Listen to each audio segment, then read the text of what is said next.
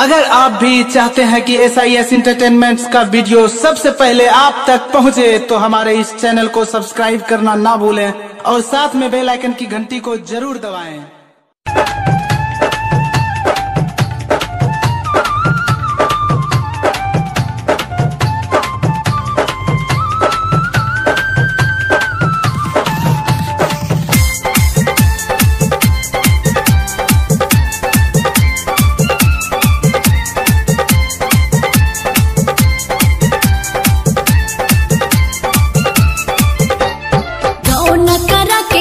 चली गई बहरा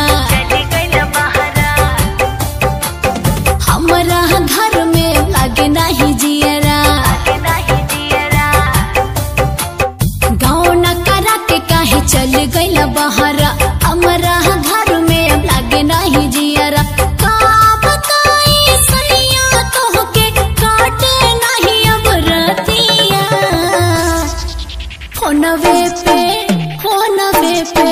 फोनवे पे चुम्मा देता सैया काट जाई रतिया फोनवे पे चुम्मा देता सैया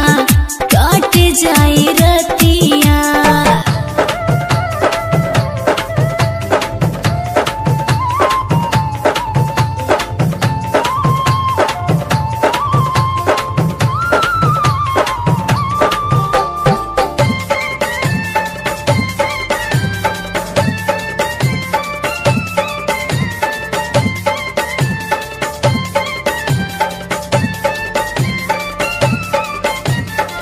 कैसे छुट्टी मिली ए रानी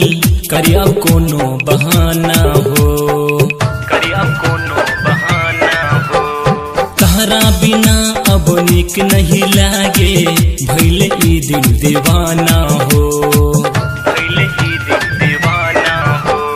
घरे हम आइब रानी संगे संगे सुतल जाए कुछ दिन तो कर बर्दाश्त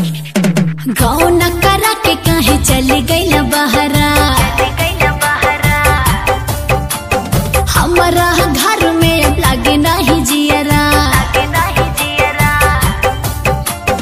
गाँव न करा के काहे चली गई बहरा हमारा घर में लागे नहीं जियरा का बताई सैया तो के कटना ही अब रतिया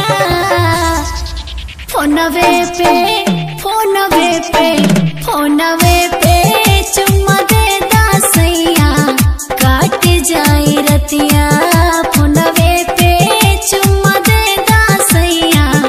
काट जाई रतिया।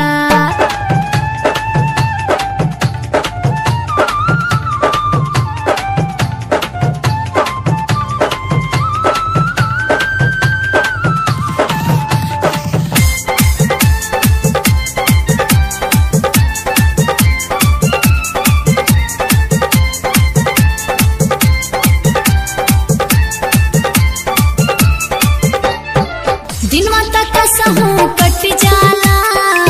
कटे नहीं अब रात हो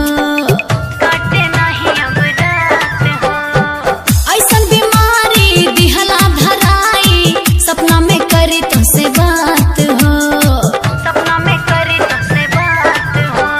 सुमन संवरिया सैया बुझा मोर परेशानी बतियाला हमर रजौमा गाँव न करा के काहे चले गई बहरा हमारा घरवा में लागे नहीं मनवा ए गाँव न करा के काहे चले गई बहरा हमारा घर में अब लागे नहीं जियरा का बताई सैया तो के काटे नहीं अब रतिया फोनवे पे